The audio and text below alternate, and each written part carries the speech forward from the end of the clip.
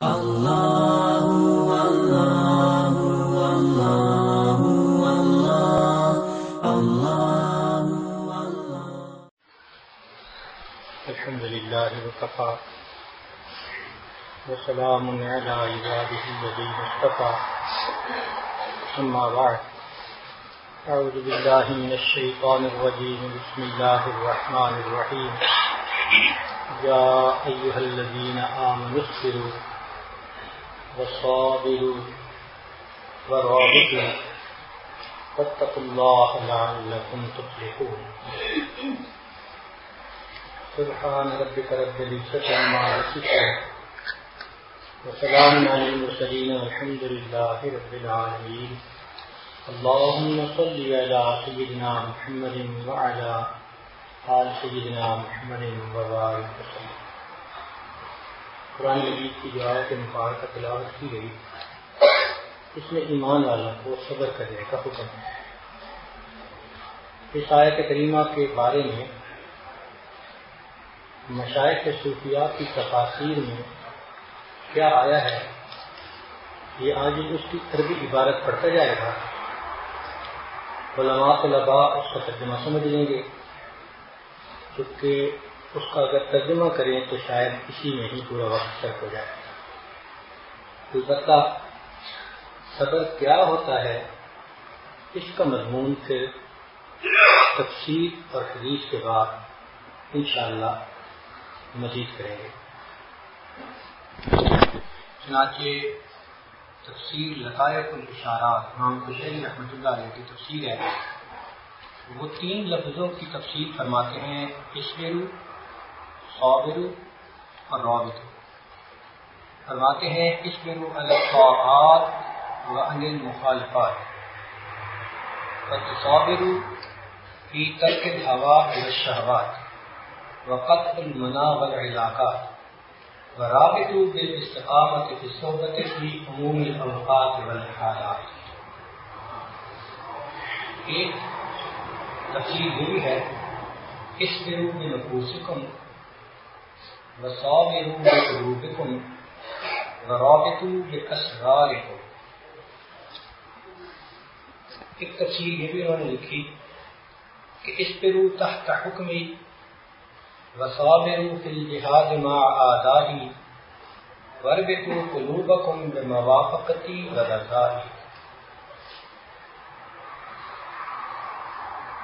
جعفر رحمۃ اللہ علیہ کا قول نقل کیا ہے انہوں نے، اصبروا عن المعاصی وصابروا علی الطاعات ورابطوا الارواح بالمشاہدات۔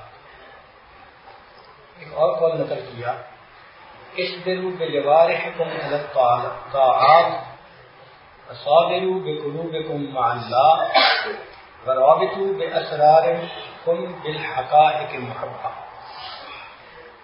اور ایک تفسیر یہ لکھی، اصبروا باللہ وصابروا مع اللہ ورابطوا اسرارکم بالحقائق۔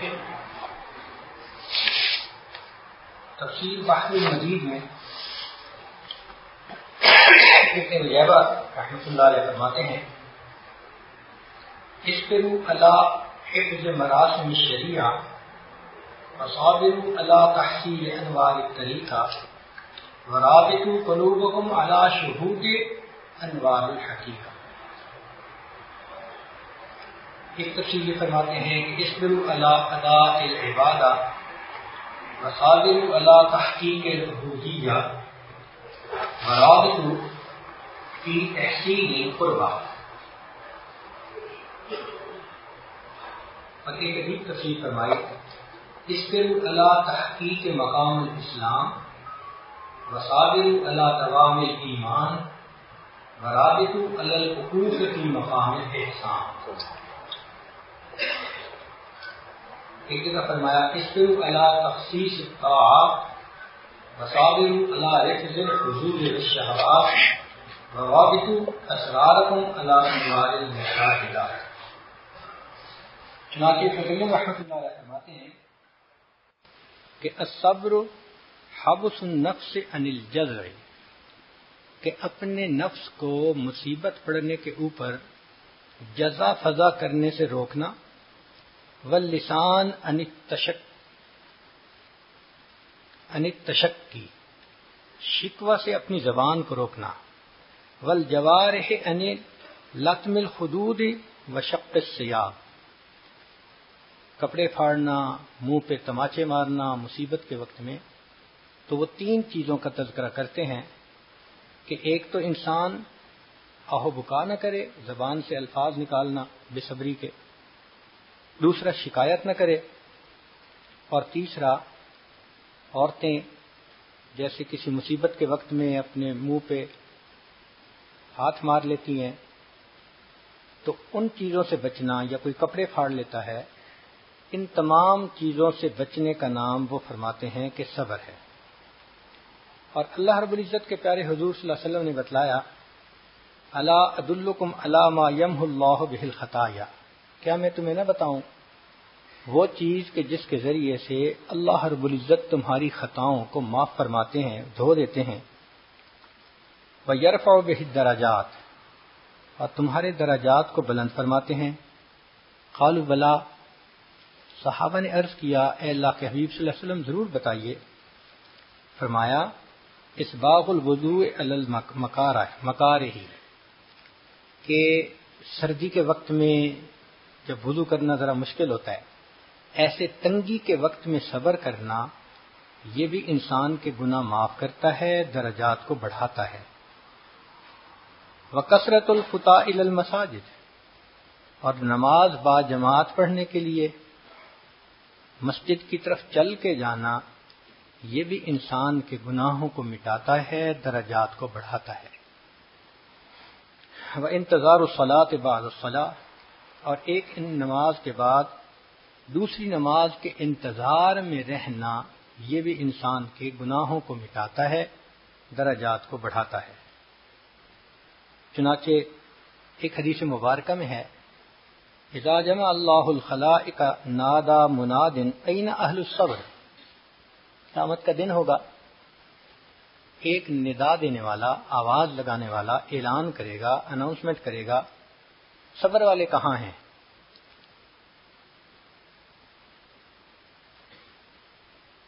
فیقوم ناس، کچھ لوگ کھڑے ہوں گے، اور وہ فینطلقون سراعا الی الجنہ، جلدی سے جنت کی طرف وہ بھاگ پڑیں گے، چل پڑیں گے. فیلقاہم الملائکۃ فیقولون، ملائکہ ان کو ملیں گے اور یہ کہیں گے، انا نراکم سراعا الی الجنۃ فمن انتم، ہم دیکھ رہے ہیں کہ تم بہت تیزی سے سپیڈ لگائے جا رہے ہو، بھائی تم ہو کون؟ فیقولون، وہ کہیں گے نحن اہل الصبر، ہم صبر والے ہیں. فیقولون، وہ فرشتے پوچھیں گے وما صبرکم، تم نے کس چیز پہ صبر کیا؟ فیقولون، وہ کہیں گے کنا نصبر علی طاعت اللہ، ہم اللہ کی فرما برداری کرنے پر صبر کرتے تھے. وَكُنَّا نَصْبِرُ عَلَى مَعَاصِي اللَّهِ عن معاصی اللہ، اور ہم گناہوں سے بچنے میں بھی صبر کرتے تھے. یعنی نفس کو روکنا گناہ کرنے سے، اور نفس کو مجبور کرنا نیکی کے کرنے پہ، دونوں صبر والی باتیں ہیں. تہجد میں اٹھنا کون سا آسان ہے؟ مجبور کرنا پڑتا ہے اپنے آپ کو، مشقت ہوتی ہے اس وقت میں اٹھنا. تو فرمایا کہ ہم یہ دونوں طرح کا صبر کرتے تھے، طاعات کرنے میں صبر، گناہوں سے بچنے میں صبر. فیقال لهم، ان کو یوں کہا جائے گا، ادخلوا الجنۃ فنعم اجر العاملین، جنت میں داخل ہو جاؤ، کتنا بہتر اجر ہے عمل کرنے والوں کے لیے. چنانچہ ہمارے مشائخ نے لکھا ہے، فمن اشتاق الی الجنۃ صلاء عن الشہوات، جس بندے کو جنت کی خواہش ہو نا، شوق ہو، رچ جائے جس کے دل میں، وہ بندہ شہوات کو چھوڑ دیتا ہے جنت کے مزوں کے وجہ سے، کہ اس کو جنت مطلوب ہوتی ہے، وہ رسک نہیں لیتا، شہوات سے اپنے آپ کو بچاتا ہے. ومن اشفق من النار، اور جس کو آگ میں جانے سے ڈر لگتا ہے، رجع عن المحرمات، وہ گناہوں میں پڑنے سے اپنے آپ کو روک لیتا ہے. ومن زہد فی الدنیا تہاون بالمصیبات، جو بندہ زہد اختیار کر لیتا ہے تو دنیا کی مصیبتیں اس پر آسان ہو جاتی ہیں. ومن اتقى الموت تسارع الى الخیرات، اور جو بندہ موت کا مراقبہ کرتا ہے تو وہ بندہ پھر نیکی کے کام میں جلدی کرتا ہے، دوڑ دوڑ کے نیکی کرتا ہے، بھاگ بھاگ کے نیکی کرتا ہے، تاکہ میں اپنی زندگی میں کچھ اعمال کر لوں. وہ نیکی کر کر کے تھکتا ہے اور تھک تھک کے پھر نیکی کرتا ہے، کیونکہ اس کو پتا ہوتا ہے کہ موت آنے والی ہے اور مجھے اس سے پہلے کچھ کرنا ہے. ہمارے حضرت مرشد عالم رحمۃ اللہ علیہ عمر کے آخری حصے میں تو فرمایا کرتے تھے کہ میرے لیے دن رات برابر ہو گئے ہیں. فرماتے تھے کہ تم کہتے ہو یہ دن ہے اور یہ رات ہے، میرے لیے سب ایک ہے. چنانچہ رات میں بھی کوئی آ جاتا تو بیان فرماتے، بیٹھے رہتے. ہم سوچتے بھئی کوئی نیند کا معمول ہی نہیں. حیرت ہوتی اس بات پہ. اچھا، کئی دفعہ ہم سفر کر کے حضرت کے ساتھ مغرب عشاء کے وقت سفر شروع کیا اور آدھی رات کو وہاں پہنچے. اب اتنا نیند سے ہم بیزار کہ جی چاہتا تھا کہ بس اجازت ملے تو ہم کھڑے ہی سو جائیں. حالت ہماری ایسی ہوتی تھی. اور حضرت وہاں جا کے بیٹھ کے پھر قرآن کا آواز شروع کر دیتے. یا اللہ، سب اتنے تھکے ہوئے ہیں. ایسے لگتا تھا کہ واقعی ان کی نظر میں دن اور رات کا فرق نہیں تھا. اور حضرت یہ فرماتے تھے کہ انی دعوت قومی لیلا و نہارا، دن اور رات اس طرح اللہ کے دین کی دعوت دیتے تھے. نہ آرام کا خیال، نہ کھانے کا خیال، اس طرح زندگی لگا دی. ایک دن مجھے فرمانے لگے کہ میں نے سالکین کو اتنی توجہ دی ہے کہ اب میری ہڈیاں بھی درد کرتی ہیں، اب میری ہڈیاں بھی درد کرتی ہیں. جب آخری وقت قریب تھا تو ڈاکٹروں نے کہا کہ آپ ریسٹ کریں، دوائی وقت پہ لیں، کھانے کا خیال رکھیں، فلاں رکھیں. تو حضرت ہر چیز کا بڑا خیال رکھتے تھے.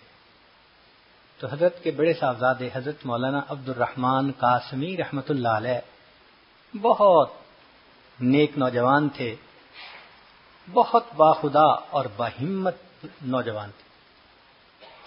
وہ اپنے والد گرامی کے ساتھ کبھی کبھی بات بھی کر لیتے تھے کھل کے. تو جب حضرت بہت کھانے کا خیال رکھتے اور لیٹنے کا اور آرام کا اور دوائی کا، تو ایک دن وہ کہنے لگے ابا جی، ساری زندگی تو آپ نے اپنا خیال نہیں رکھا، اب آپ کو بڑا اپنا خیال ہو گیا ہے. ساری زندگی تو آپ نے اپنا خیال نہیں رکھا، اب آپ کو بڑا اپنا خیال ہو گیا ہے. تو حضرت نے یہ سنا تو لیٹے ہوئے تھے. فرمان لگے قاسمی اٹھ کے بٹھاؤ، مجھے اٹھا کے بٹھاؤ. تو حضرت قاسمی نے تکیہ لگا کر حضرت کو بٹھا دیا، قریب بلایا، فرمانے قاسمی ادھر آ. تو جب قریب آیا تو فرمان لگے دیکھ، مجھے اپنی جان شروع سے عزیز تھی، اللہ کی قسم اسی لیے میں نے اس کو پوری زندگی عزیز نہیں رکھا.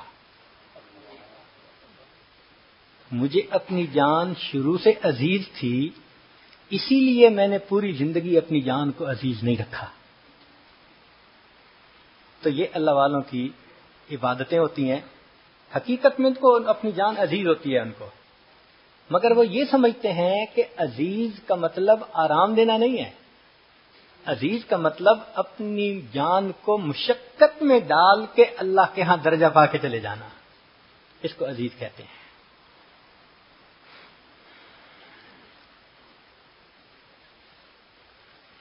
قرآن مجید میں صبر کے بہت زیادہ فضائل بتائے گئے ہیں. ایک تو فلاح کو صبر کے ساتھ نتھی کیا گیا، جیسے اصبروا وصابروا ورابطوا واتقوا اللہ لعلکم تفلحون، اس سے فلاح ملتی ہے. اور دوسرا مضاعفت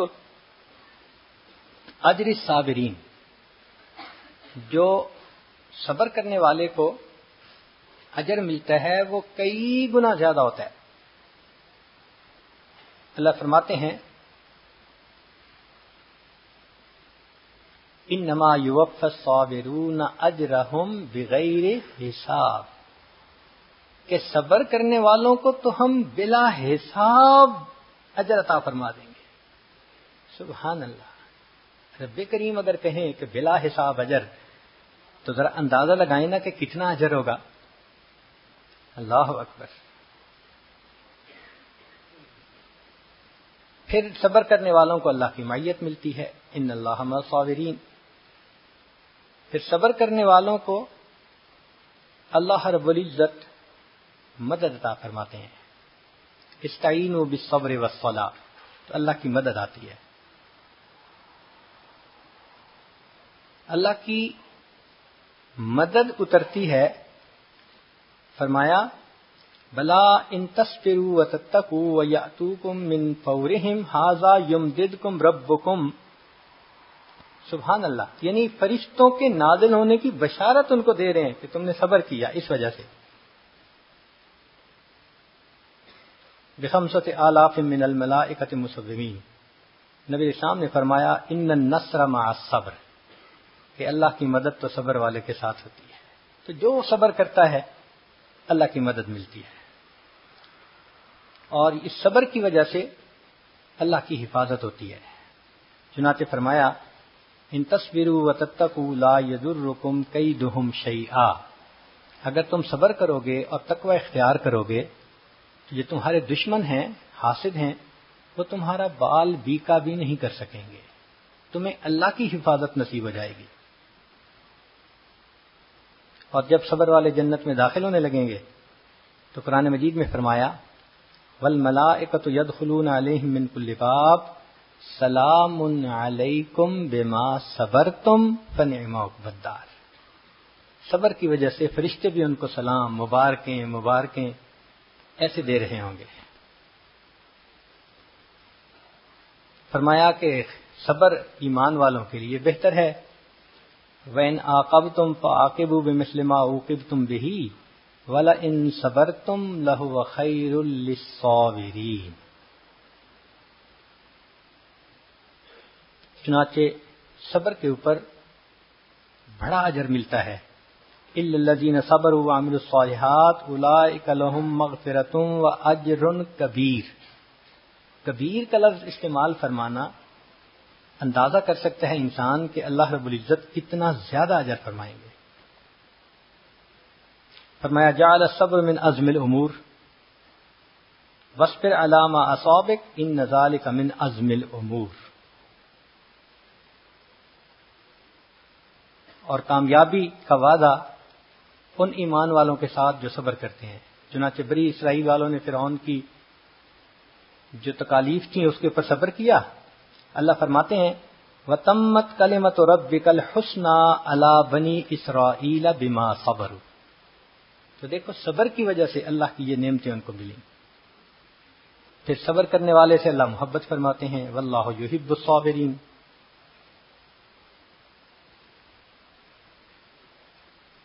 پھر صبر کرنے والا ہی اللہ کی نشانیوں سے سبق پاتا ہے.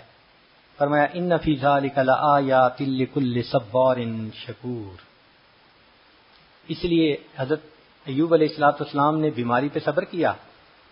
اللہ رب العزت نے قرآن مجید میں عجیب الفاظ سے تعریف فرمائی.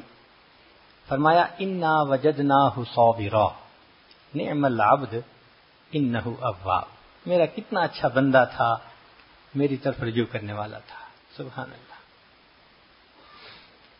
کہتے ہیں کہ کسی نے ایوب علیہ الصلوۃ والسلام سے جب بیماری ختم ہو گئی تو اس کے بعد پوچھا تھا کہ حضرت آپ کی بیماری کا وقت اچھا تھا یا اب اچھا ہے؟ اب تو صحت ہو گئی، نعمتیں واپس مل گئی، تو وہ وقت اچھا تھا یا یہ اچھا ہے؟ تو فرمان لگے کہ بیماری کا وقت بہتر تھا. ان کا ہے یہ کیا بات ہوئی کہ بیماری کا وقت بہتر تھا؟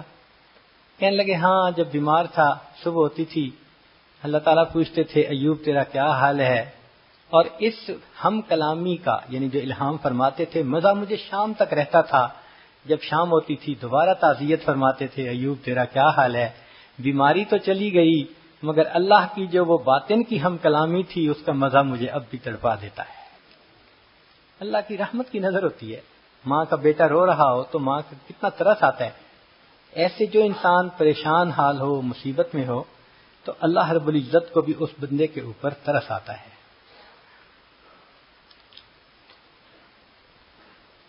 اس لیے فرمایا کہ انہ سبحانہ حکم بالخسران لمن لیس لہ صبر. وتواصوا بالحق وتواصوا بالصبر. پھر میمنہ والے وہی ہوں گے جو اہل صبر ہوں گے. وتواصوا بالصبر وتواصوا بالمرحمہ اولئک اصحاب المیمنہ. فرمایا کہ ہم صبر والوں کو بہترین جزا دیں گے. وَلَنَجْزِيَنَّهُ الَّذِينَ صَبَرُوا أَجْرَهُمْ بِأَحْسَنِ مَا كَانُوا يَعْمَلُونَ. پھر فرمایا کہ الفوز بالجنہ انی جزیتہم اليوم بما صبروا انہم هم الفائزون. حدیث مبارکہ میں ہے کہ قیامت کے دن اللہ تعالیٰ صبر والوں کے نام اعمال کو نہیں تولیں گے. ویسے تو اصولاً سب کے نام اعمال تولے جائیں گے، مگر کچھ ایسے بھی تو خوش نصیب ہیں نا کہ جو بلا حساب جائیں گے، تو ان کے تو نام اعمال نہیں تولیں گے، وہ تو ویسے ہی جائیں گے. تو صبر والے بھی انہی میں سے ہیں کہ بنا حساب کتاب چلو بھائی. حدیث مبارکہ کے لفظ سن لیجئے.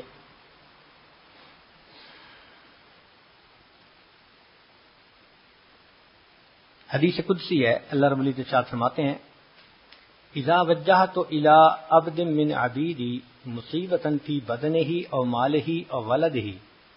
جب میرے بندوں میں سے کسی بندے کو کوئی مصیبت پہنچتی ہے، بدنی مصیبت یعنی بیماری، مال کی مصیبت یعنی نقصان کا ہو جانا، اور ولدہ یا بچوں میں سے کسی کا فوت ہو جانا، تو اللہ تعالیٰ فرماتے ہیں ثم استقبل ذلک بصبر جمیل، اور وہ اس کا استقبال کرتا ہے ان مصیبتوں کا صبر جمیل کے ساتھ. استحییت منہ یوم القیامت ان انصب لہ میزانا او انشر لہ دیوانا. تو مجھے قیامت کے دن حیا آئے گی کہ میں اس بندے کا نام اعمال کھولوں یا اس کے لیے میں میزان قائم کروں کہ اس نے تو دنیا میں صبر کیا اور میں اس کا حساب کتاب لوں. اللہ فرماتے ہیں میں اس کا حساب نہیں لوں گا. چنانچہ صبر والے لوگ بنا حساب کے جنت میں جائیں گے.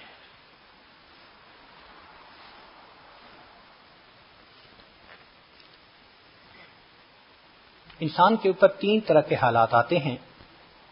قرآن مجید میں اللہ رب العزت فرماتے ہیں والصابرین فی البأساء والضراء وحین البأس. تو یہاں 3 حالات بتائے گئے ہیں: تنگ دستی کے حالات، مرض کے حالات، بیماری کے حالات، اور فرمایا کہ قتل و قتال کے حالات. یہ 3 طرح کے حالات بندے کو پیش آ سکتے ہیں. اور ایک آیت میں اللہ تعالیٰ نے بتلایا کہ ہم 5 طریقے سے بندے کو آزمائیں گے. چونکہ یہ دار المحن امتحان گاہ ہے تو آزمائش 5 طرح سے آتی ہے. فرمایا وَلَنَبْلُوَنَّكُمْ بِشَيْءٍ مِّنَ الْخَوْفِ وَالْجُوعِ وَنَقْصٍ مِّنَ الْأَمْوَالِ والانفس والثمرات. یہ 5 آزمائشیں ہیں جو بندے پر آ سکتی ہیں. یعنی یہ 5 کوسچن ہیں جو اس امتحان گاہ میں تمہیں حل کرنے ہیں. اب کسی کو بیماری دے کے آزماتے ہیں، کسی کو کاروبار میں نقصان دے کے آزماتے ہیں، کسی کے قریبی عزیز کی جان لے کے آزماتے ہیں. یہ مختلف آزمائشیں ہیں، یہ آتی ہی رہتی ہیں بندے کے اوپر، بدل بدل کے آتی ہیں. مگر فرماتے ہیں وبشر الصابرین، جو ان حالات میں صبر کرنے والے ہیں، اے میرے پیارے محبوب صلی اللہ علیہ وسلم ان کو بشارت دے دیجئے، ان کو مبارک دے دیجئے، ان کو خوشخبری دے دیجئے. اب یہ بات سمجھ میں نہیں آتی کہ مصیبت اور پریشانی آتی کیوں ہے. تو اللہ جزائے خیر دے ہمارے اکابر کو کہ انہوں نے اس کو بھی کھول کے بیان کیا. چنانچہ ہمارے اسلاف نے لکھا ہے کہ انسان کے اوپر مصیبت 2 وجوہات سے آتی ہے. پہلی وجہ انسان کی کوتاہیاں، اس کے گناہ، اس کے کرتوت. ما اصابکم من مصیبت فبما کسبت ایدیکم. اللہ فرماتے ہیں تمہیں جو مصیبت آتی ہے تمہارے ہاتھوں کی کمائی ہوتی ہے.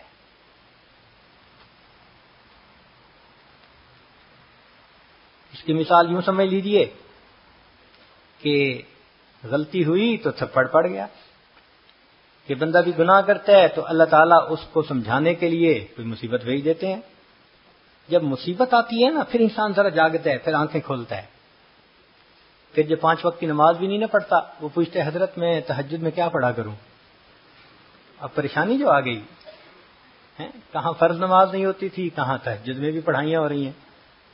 تو یہ یاد رکھیے، خوشیاں سلاتی ہیں اور غم جگاتے ہیں. خوشیاں سلاتی ہیں اور غم جگاتے ہیں. سبحان اللہ. ابن عطا اللہ اسکندری رحمۃ اللہ علیہ نے ایک عجیب بات لکھی ہے. پہلی مرتبہ جب میں نے پڑھی تو میں نے اس بات کو پڑھنے کے بعد مستقل بیٹھ کے ان کی مغفرت کی دعا کی. اتنا میرا دل خوش ہوا اس بات پہ. تو وہ کہنے لگے کہ مقصود پیچھے یہ تھا کہ جب بندہ غافل ہو جاتا ہے تو اللہ مصیبت، بیماری، پریشانی بھیجتے ہیں تاکہ یہ بندہ حقیقت کو پہچان لے، اللہ کے در کی طرف آ جائے. تو فکرہ عجیب لکھتے ہیں. وہ فرماتے ہیں، اس کا ترجمہ سنیے، کہ پاک ہے وہ پروردگار، پاک ہے وہ پروردگار جو غفلت میں پڑے ہوئے بندوں کو، پاک ہے وہ پروردگار جو غفلت میں پڑے ہوئے بندوں کو پریشانیوں اور مصیبتوں کی زنجیروں میں جکڑ جکڑ کر اپنے در کی طرف واپس کھینچ رہا ہوتا ہے. پاک ہے وہ پروردگار جو غفلت میں پڑے ہوئے بندوں کو پریشانیوں اور مصیبتوں کی زنجیروں میں جکڑ جکڑ کر اپنے در کی طرف واپس کھینچ رہا ہوتا ہے. اللہ اکبر. واقعی یہ غم نہ ہوتے تو انسان تو پھر جنت کی کوشش ہی نہ کرتے، وہ تو پکا اپنے لیے جہنم کو خرید لیتے. یہ تو شکر ہے کہ اللہ تعالیٰ کی طرف سے حالات ایسے آ جاتے ہیں کہ انسان کی آنکھ کھل جاتی ہے کہ میں کر کے آ رہا ہوں، اسے اپنی اوقات یاد آ جاتی ہے، اس کے لیے واپسی کا راستہ اللہ نے کھول دیا.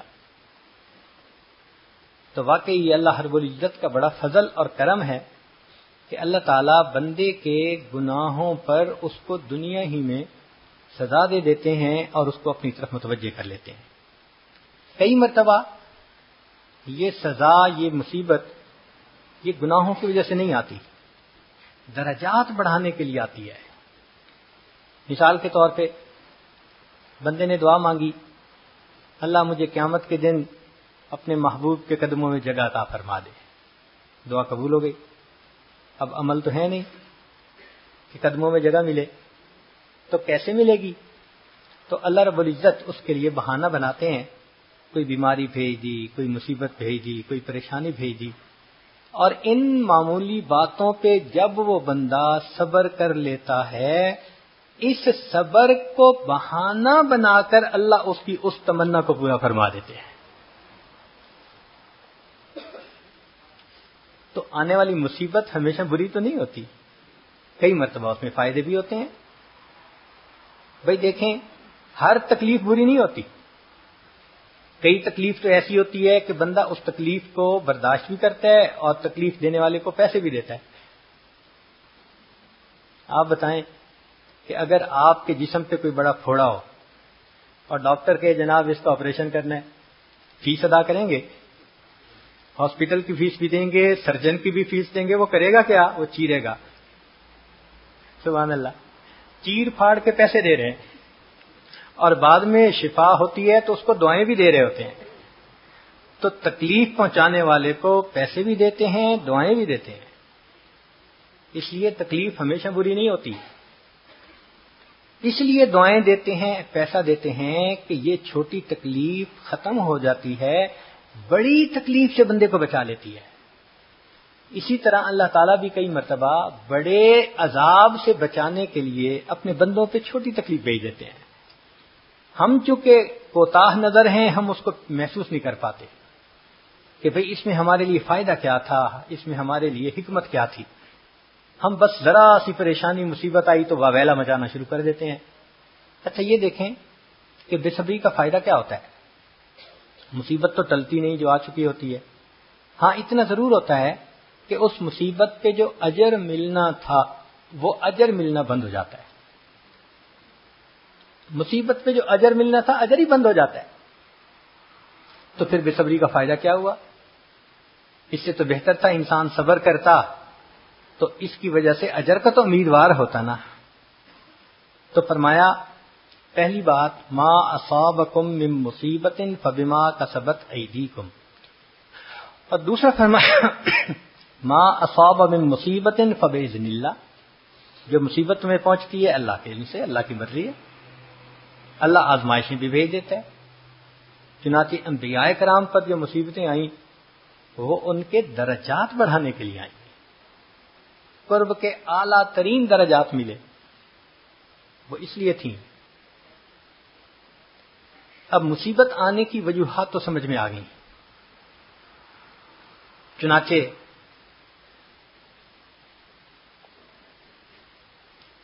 ایک خیال ذہن میں آتا ہے کہ اگر مصیبت آ جائے تو کیا کرنا چاہیے۔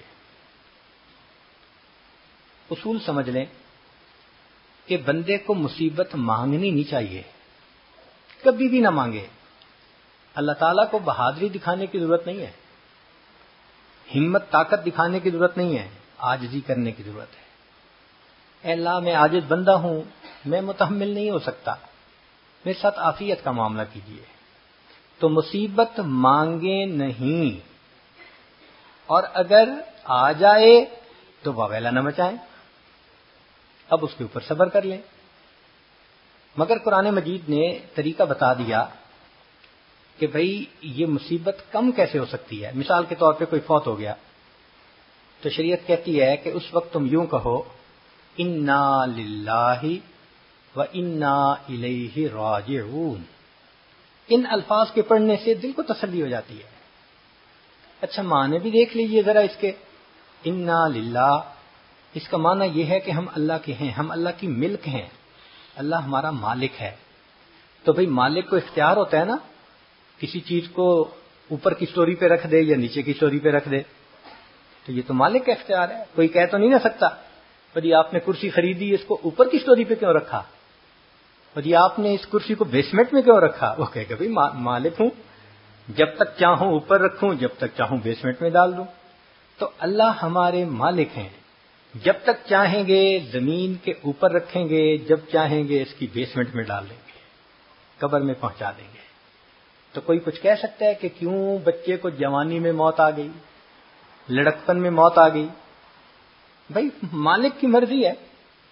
تو انا للہ، ان دو لفظوں نے یہ میسج دے دیا کہ تم اتنے بے صبر کیوں ہو رہے ہو۔ جس کی ملک تھی اس کا اختیار تھا، اس نے جب تک دنیا میں رکھا اور جب چاہا دنیا سے اگلے جہان میں پہنچا دیا۔ تو انا للہ کے الفاظ پڑھ کر وہ جو غم ہوتا ہے وہ تھوڑا کم ہو جاتا ہے۔ اب اگلی بات کہ دل کہتا ہے کہ اللہ ملک آپ کی تھی، ملکیت تھی، آپ نے بیٹا ماں سے تو لے لیا، مگر ماں کا تو دل دکھتا ہے نا، اور ملاقات کا دل چاہتا ہے، تو ماں کیا کرے؟ تو اللہ نے بتلا دیا کہ دیکھو ملاقات کی دو صورتیں ہیں۔ ایک تو یہ کہ وہ واپس آ جائے تمہارا بیٹا، یہ پاسبل نہیں کہ مرنے کے بعد کوئی واپس آئے۔ ہاں ایک صورت یہ ہے کہ اپنے وقت پہ جب تم مرو گے تو ہم تجھے اس سے ملا دیں گے۔ یہ ملاقات کی دوسری صورت پاسبل ہے، اس لیے فرمایا کہ انا للہ و انا الیہ۔ تو پڑھنے والے کو تسلی ہو رہی ہوتی ہے کہ اچھا وہ اگر گیا ہے تو میں نے بھی تو جانا وہی ہے نا۔ اچھا عجیب بات ہے کہ جب سفر دونوں کا ہونا پھر کوئی پریشانی نہیں ہوتی۔ مثال کے طور پہ چھوٹی بچی ہے حنانا، وہ روتی ہے، وہ چاہتی ہے کہ بس میں اپنے بڑوں کے ساتھ رہوں۔ جب ایک دفعہ آنا تھا اس کو چھوڑ کے، اس نے تو رو رو کے بے حال ہو گئی، ترس آتا تھا اس کو دیکھ کے۔ ہم نے سوچا کہ بھئی ہم اس کو آئندہ اس طرح نہیں چھوڑیں گے، تو ہم نے اگلی دفعہ اس کے لیے بھی عمرے کی ٹکٹ کروا لی، یا حج کی ٹکٹ تھی۔ مگر اللہ کی شان کہ ہماری سیٹ 3 دن پہلے کی تھی اور اس کی سیٹ 3 دن بعد کی تھی۔ اب اس کی ماں نے اس کو سمجھانا شروع کر دیا کہ ہم نے بھی جانا ہے، اور دادا ابو نے بھی جانا ہے، فلاں نے بھی جانا ہے، مگر ان کی فلائٹ پہلے ہے، ہماری بعد میں ہے، ہم بھی جا رہے ہیں۔ 3 دن اس بچی کو جب یہ سمجھاتے رہے تو ہم حیران ہوئے کہ اس بچی نے ایئرپورٹ پہ ہنستے ہوئے ہمیں الوداع کیا۔ وہ بچی جس نے پہلے ہنگامہ کیا تھا، سمجھ نہیں آتی تھی کہ اس کے آنسو کیسے روکیں، اب اس بچی نے اتنا اچھا بہیو کیا. ریزن کیا تھی؟ اب اس بچی کے ذہن میں یہ تھا کہ یہ جدائی لمبی نہیں، ان کی فلائٹ آج ہے اور ہماری فلائٹ 2 دن کے بعد ہے. اس دن مجھے بات سمجھ میں آ گئی کہ اللہ آپ نے جو فرما دیا کہ تم مصیبت کے وقت یہ پڑھ لیا کرو کہ انا للہ، بھئی تمہاری فلائٹ تو چلی گئی، مسئلہ اتنا نہیں، انا الیہ، 2 دن بعد ہماری بھی فلائٹ آنے والی ہے. تو پھر یہ چیز بندے کے لیے برداشت کرنی آسان ہو جاتی ہے. نبی علیہ الصلوۃ والسلام نے ایک اور طریقہ بتایا غم گھٹانے کا. فرمایا کہ اگر کوئی بھی تمہارا قریبی پیارا لوڈ ون فوت ہو جائے تو تم اس وقت میری جدائی کو بھی یاد کیا کرو. حدیث پاک اذا اصیب احدکم بمصیبت فلیذکر مصیبتم بی، کہ جب تم میں سے کسی کو کوئی مصیبت پہنچے تو وہ میری جدائی والی مصیبت کو یاد کر لے، کیونکہ وہ مصیبت تو اعظم المصائب، بڑی مصیبتوں میں سے ایک ہے، سب سے بڑی مصیبت.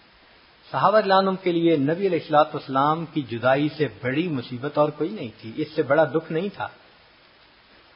اس لیے کسی نے کہا فاصبر لكل مصیبت وتجلدی واعلم بان المرء غیر مخلدی فاذا ذکرت مصیبتا ومصابها فاذکر مصابک بالنبی محمد.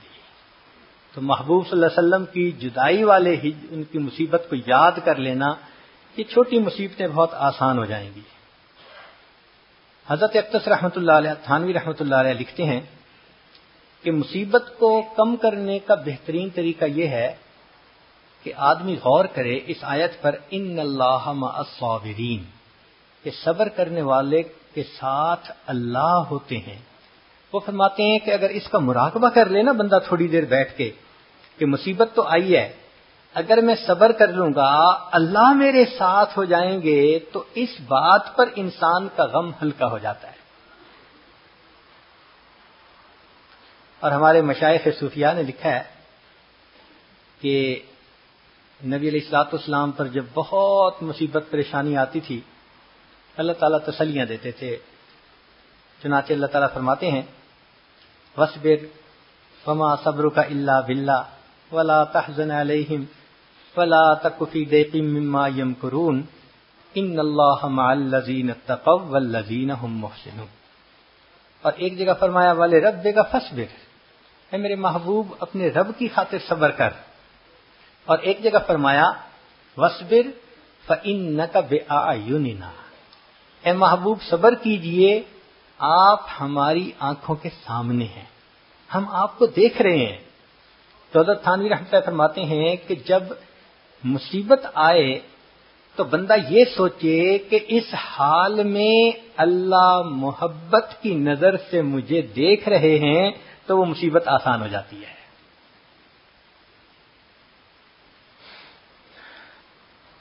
جیسے کسی عاشق نے کہا تھا بجرم عشق تو امی کشند ہو غائیس تو نیز برسر باما عجب تماشائی. کہ محبوب تیرے عشق کے جرم میں مجھے قتل کیا جا رہا ہے، ذرا تو کھڑکی کھول کے جو ہے جھانک لے اور دیکھ لے کہ میں اس وقت تیرے نام پہ اپنے آپ کو قربان کر رہا ہوں. تو فرماتے ہیں کہ دنیا کے محبوب جو ہیں وہ یہ الفاظ کہتے ہیں، تو جو اللہ کے عاشق ہوں ان پر کوئی مصیبت آئے تو وہ تو پھر اس پہ پریشان نہیں ہوتے، اس کو من جانب اللہ سمجھتے ہیں.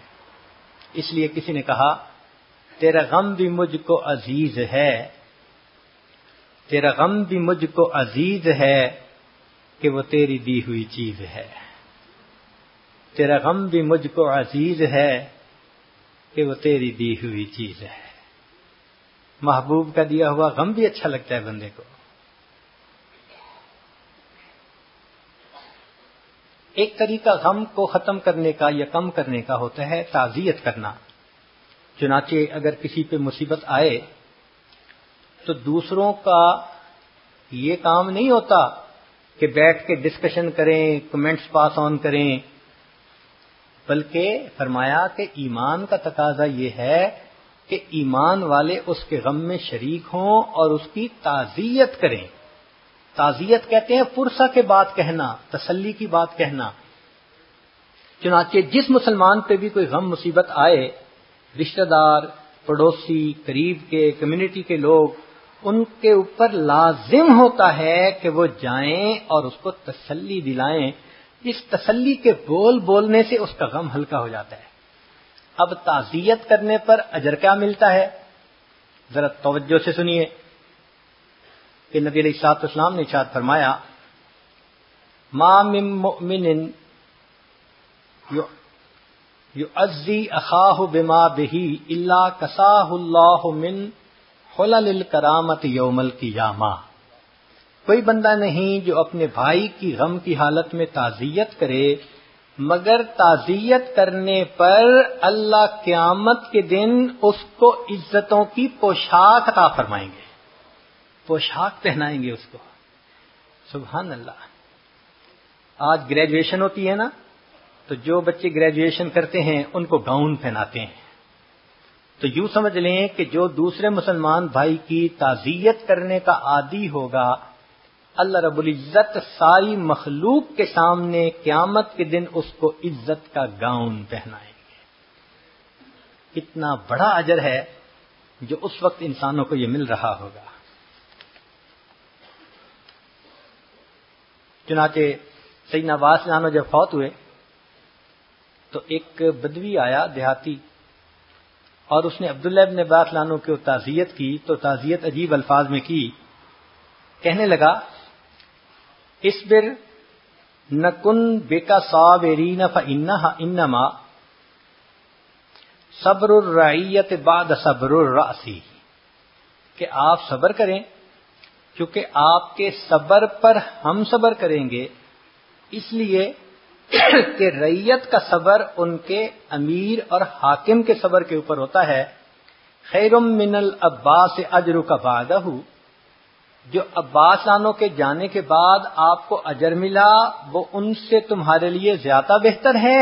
واللہ خیر منک للعباس، اور تمہارے سے زیادہ بہتر عباس کے لیے اللہ ہے جس کے پاس کہ وہ چلے گئے. تو مضمون کتنا پیارا تھا کہ آپ صبر کریں، اس لیے کہ بڑوں کے صبر کے اوپر چھوٹوں کا صبر ہوتا ہے. اور دوسری بات یہ کی کہ آپ کو عباس عنہ کے جانے کے بعد جو اجر ملے گا وہ آپ کے لیے زیادہ بہتر ہوگا، اور تمہارے پاس رہنے کی نسبت عباس عنہ کے لیے اللہ کے پاس چلے جانا زیادہ بہتر ہے. کیا خوبصورت تعزیت کے الفاظ تھے جو ایک دیہاتی نے آ کے عبداللہ ابن عباس عنہ کو کہہ دیے. چنانچہ صبر ایک ایسا عبادت ہے کہ جس کا اجر دنیا سے ملنا شروع ہو جاتا ہے. کچھ عبادتیں تو ہیں نا جن کا اجر آخرت میں ملے گا، یہ ان عبادات میں سے ہے کہ دنیا سے ہی شروع. چنانچہ اللہ تعالیٰ فرماتے ہیں، بشر الصابرین، صبر کرنے والوں کو آپ بشارت دے دیجئے کیا کہ اولئک علیہم صلوات من ربہم ورحمہ واولئک ھم المہتدون، ان کے اوپر اللہ کی طرف سے رحمتیں اور برکتیں ہیں، اور یہی لوگ ہیں جن کو اللہ نے سیدھے راستے کی رہنمائی فرمائی ہے. تو صبر کرنے پر اللہ کی رحمتیں اترتی ہیں، برکتیں اترتی ہیں، اور انسان کو سیدھے راستے کی رہنمائی ملتی ہے. اس لیے حدیث پاک میں ہے، یہ بات بڑی عجیب ہے، ممکن ہے کہ آپ میں سے بہت سارے دوستوں کے لیے نئی ہو. حدیث مبارکہ ہے، مجھے تو خود پڑھ کے بس مزہ آ گیا. نبی علیہ الصلوۃ والسلام نے ارشاد فرمایا کہ جو شخص مصیبت پر انا للہ پڑھے، مصیبت آنے پر، اچھا مصیبت سے مراد یہ نہیں کہ فوت ہو جائے کوئی، نہیں، بے شک کوئی فوت ہو جائے یا کاروبار میں کوئی نقصان ہو جائے یا کوئی بیماری آ جائے، کوئی اور پریشانی آ جائے، کسی بھی مصیبت پریشانی پر اگر کوئی انا للہ پڑھے. حتیٰ کہ نبی علیہ الصلوۃ والسلام تو چراغ کے گل ہونے پہ انا للہ پڑھا کرتے تھے. سیدہ صدیقہ عنہا تشریف فرما ہے، ہوا کا جھونکا آیا اور چراغ بجھ گیا. نبی صاحب نے فرمایا انا للہ و انا الیہ راجعون. عائشہ نے کہا اے اللہ کے حبیب صلی اللہ علیہ وسلم، یہ انا للہ تو پڑھتے ہیں جب کوئی بندہ مر جاتا ہے. فرمایا عائشہ، یہ انا للہ مصیبت پر پڑھا جاتا ہے جس طرح بندے کی زندگی کا چراغ گل ہو جائے اس پر پڑھتے ہیں اللہ اجر دیتے ہیں، یہ روشنی کا چراغ اگر گل ہو گیا اس پر بھی اگر پڑھیں گے تو اللہ اجر عطا فرمائیں گے۔ جو اللہ اتنا مہربان ہو کہ چراغ کے بجھنے پہ اجر دیتا ہے، وہ کیا پریشانی ہوتی ہے؟ چھوٹی سی بات ہے نا، معمولی سی، اس پر بھی انا للہ پڑھے تو ثواب ملتا ہے۔ سبحان اللہ۔ اب ذرا سنیے کہ جو مصیبت پر انا للہ پڑھے اس کے لیے اللہ تعالیٰ جنت میں گھر بنوا دیتے ہیں۔ جو مصیبت آنے پر صبر کرے تو کیا ہوتا ہے؟ اللہ تعالیٰ اس کے لیے جنت میں گھر بنا دیتے ہیں۔ اب یہاں تک تو بات معمول کی تھی، مگر حدیث پاک کا اگلا حصہ سنیے کہ فرمایا کہ جب کبھی اس مصیبت کو یاد کر کے بعد میں وہ بندہ دوبارہ انا للہ پڑھتا ہے، اللہ اس کو صدمہ اولا کے برابر اجر عطا فرماتے ہیں۔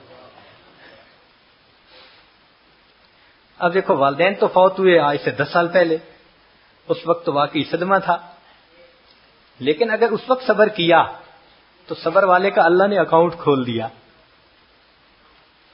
بھائی تم نے صبر کیا نا، اس کو کہتے ہیں بے حساب اجر کہ اکاؤنٹ کھول دیا۔ اچھا بھائی، اگر تمہیں زندگی میں تمہیں کبھی یاد بھی آئے نا، اور یاد آتے ہی تم پھر انا للہ پڑھو گے، جتنا اجر اس وقت دیا تھا اتنا اجر اس وقت پھر عطا فرما دیں گے۔ سبحان اللہ، سبحان اللہ۔ عجیب مضمون ہے کہ اس کو پڑھ کے تو بندہ حیران ہو جاتا ہے۔ اب جو جتنی مرتبہ یاد آئے اتنی مرتبہ پڑھے۔ اب دیکھیں، ماں تو پتہ نہیں اپنے بیٹے کو ہزاروں دفعہ یاد کرتی ہے، کتنا اجر پاتی ہوگی وہ، ذرا غور تو کریں۔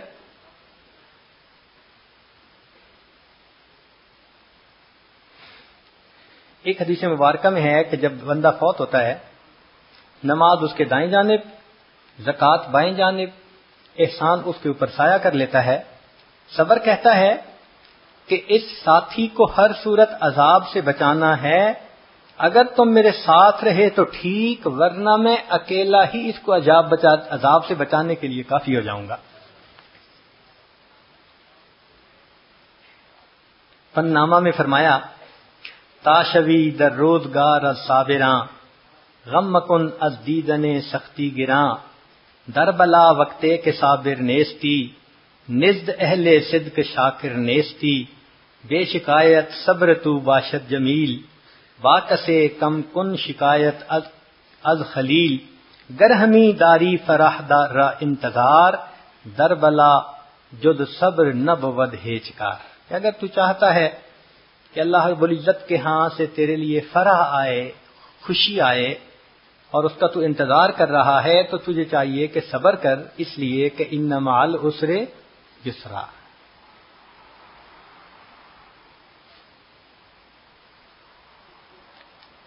اسی حدیث پاک میں ہے کہ جب کوئی بندہ بیمار ہوتا ہے تو اللہ تعالیٰ فرشتوں کو فرماتے ہیں کہ دیکھو میرا یہ بندہ بیمار ہو گیا، جو صحت کے زمانے میں یہ معمولات کرتا تھا اب یہ نہیں کر سکے گا، تم اس کا اجر اسی طرح لکھتے رہنا، اسی طرح لکھتے رہنا۔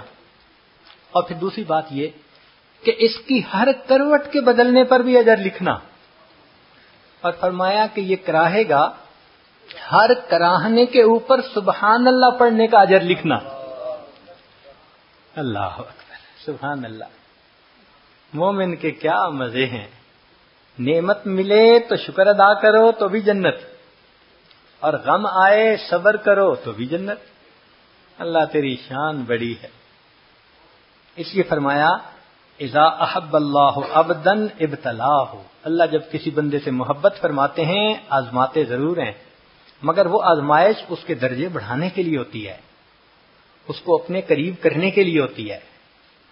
تندیے باد مخالف سے نہ گھبرا اے عقاب، یہ تو چلتی ہے تجھے اونچا اڑانے کے لیے۔ تو یہ غم جو آتے ہیں نا، اونچا اڑاتے ہیں۔ ہماری زبان میں کہتے ہیں سکھ دکھاں تو دیواں وار، دکھاں آن ملائم یار۔ ان سکھوں کو میں دکھوں پہ قربان کر دوں، دکھوں نے مجھے میرے یار سے ملا دیا، دکھوں نے مجھے میرے یار سے ملا دیا۔ چنانچہ حضرت مجد رسانی رحمۃ اللہ علیہ فرماتے ہیں کہ انسان کی تربیت اللہ تعالی دونوں طرح سے کرتے ہیں، کبھی جمال کی تجلیات کے ذریعے سے اور کبھی جلال کی تجلیات کے ذریعے سے۔ جب جمال کی تجلیات ہوتی ہیں تو بہاریں ہوتی ہیں، رزق کی فراوانی، عزت کی فراوانی، لوگوں کی زبان پہ تعریفیں، گھروں میں محبتیں، پیار، آسانیاں، یہ اللہ تعالی کی جمال کی نظر ہونے کی دلیل ہوتی ہے۔ اور کبھی کبھی اللہ تعالی بندے کو جلال کی تجلی سے بھی آزماتے ہیں۔ تو جب جلال کی تجلی ہوتی ہے، کوئی فوت ہو جاتا ہے، کوئی بیمار ہو جاتا ہے، کاروبار میں لاس ہو جاتا ہے، کوئی اور ایسا کام ہو جاتا ہے کہ جس سے ذلت ہوتی ہے، خواہ کا کوئی مسئلہ بن جاتا ہے، کوئی نہ کوئی ایسی دکھ پریشانی کی بات بن جاتی ہے، تو بندہ سمجھ لے کہ اب میری جلال کی تجلیات سے تربیت ہو رہی ہے۔ مگر فرماتے ہیں کہ عجیب بات یہ ہے کہ جب جمال کی تجلیات ہوتی ہیں تو سالوں کی عبادت پر وہ ترقی نہیں ملتی کہ جب جلال کی تجلیات آتی ہیں صبر کرنے پر لمحوں میں وہ ترقی مل جاتی ہے۔ اگر لوگوں کو مصیبت کے صبر کے اوپر اجر کا پتہ چل جائے تو یہ تو اللہ سے مصیبت مانگنے پہ تیار ہو جائیں، اتنا اجر ہوتا ہے۔ مگر مشائخ نے منع کیا کہ مصیبت کوئی نہ مانگے، اللہ تعالیٰ کو بہادری دکھانے کی کوئی ضرورت نہیں، وہ بن آزمائے بھی اجر دے سکتا ہے۔ تو اس لیے ابدیت ہی دکھائیں کہ اللہ بس کمزور ہوں، میں اس قابل نہیں ہوں ناپ تول کے، بس تو ویسے ہی مہربانی فرما دے اور اجر عطا فرما دے۔ چنانچہ غم کم کرنے کا ایک طریقہ کہ بندہ یہ سوچے کہ میرے گناہوں کی میل دھوئی جا رہی ہے۔ جیسے ماں بچے کو دیکھتی ہے کہ اس کے جسم پہ نجاست لگ گئی، بدبو آ رہی ہے، تو ماں سے برداشت نہیں ہوتا، بچے کو اٹھا کے لے جاتی ہے۔ اب بچہ رو رہا ہوتا ہے مگر وہ اس کا رونا برداشت کرتی ہے، پانی ڈال کے دھوتی ہے، چاہے سردی کا موسم ہو چاہے کچھ ہو، اور جب بچہ دھل جاتا ہے پھر اس کو پاؤڈر خوشبو لگا کے اچھے کپڑے پہنا کے لاتی ہے تو دیکھنے والے اس کو گود میں لے لیتے ہیں۔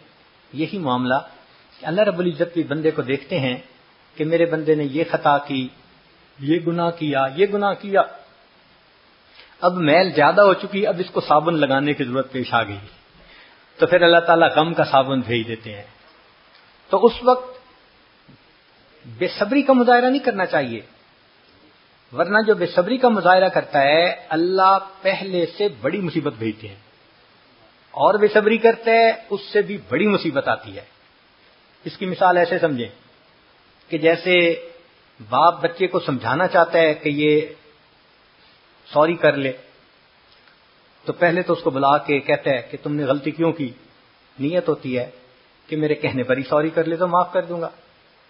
اب اگر وہ بچہ نہیں سمجھتا تو ذرا ترش نظروں سے دیکھتا ہے، تمہیں کہا نہیں تھا، مقصد کیا ہوتا ہے کہ اب مان جا۔ اب اگر پھر بھی وہ نہیں یہ بات کہتا تو پھر اس کو پکڑ کے دھمکاتا ہے، 2 لگاؤں گا، اور پھر بھی نہیں سمجھتا تو پھر 1 لگا بھی دیتا ہے، اور جب دیکھتا ہے کہ تھپڑ لگانے سے بھی نہیں سمجھا پھر جوتا اتارتا ہے۔ تو دیکھیں جو سزا کا لیول تھا نا وہ بڑھتا گیا، یہی بندے کے ساتھ معاملہ۔ تو بہتر نہیں کہ جوتا اترنے سے پہلے ہم جب وہ بلائیں، اور ہم نے واقعی کچھ بچوں کو دیکھا اتنے سمجھدار ہوتے ہیں، باپ ذرا بلائے نا، پتا ان کو کہ ہونا کیا ہے تو پہلے ہی رونا شروع کر دیتے ہیں۔ ہم نے ایک جگہ دیکھا والد نے بچے کو بلایا اور وہ روتا ہوا آ رہا ہے، باپ کہنے لگا اچھا رو نہیں، چلا جا واپس۔ ہم نے بھائی یہ بڑا سمجھدار نکلا۔ تو اللہ والوں نے بھی یہی طریقہ سکھایا ہے کہ تم پہلے ہی رونا شروع کر دو، اللہ کمزور ہوں، اللہ میں بس گناہگار ہوں، خطا کار ہوں، میں نادم ہوں، میں شرمندہ ہوں، پلیز اللہ پلیز بس مجھے معاف کر دیجیے۔ اللہ تعالیٰ مہربانی فرما دیتے ہیں، وہ تو چاہتے ہیں معاف کرنا، بندے نے تو معافی کی شکل بنانی ہوتی ہے، وہ تو بہانہ ڈھونڈتے ہیں۔ چنانچہ ایک حدیث پاک میں ہے کہ ایک صحابی رضی اللہ عنہ کی دور جاہلیت میں کسی عورت کے ساتھ آشنائی تھی۔ ایک دفعہ چلتے ہوئے وہ عورت ملی اور اس نے کوئی باتیں کی، تو آپ باتیں سن کے چل پڑے۔ لیکن جب چلے نا تو خیال آیا کہ یہ وہیں کھڑی ہے یا چلی گئی. تو ذرا پیچھے مڑ کے دیکھا, آگے جو قدم بڑھایا تو سامنے دیوار میں سر لگا, تو چوٹ بھی لگی. اب صحابہ رضی اللہ عنہم کی خوبصورت عادت یہ تھی کہ جو مسئلہ پیش آتا تھا وہ آ کے نبی علیہ السلام کو بتاتے تھے اور گائیڈنس دیتے تھے.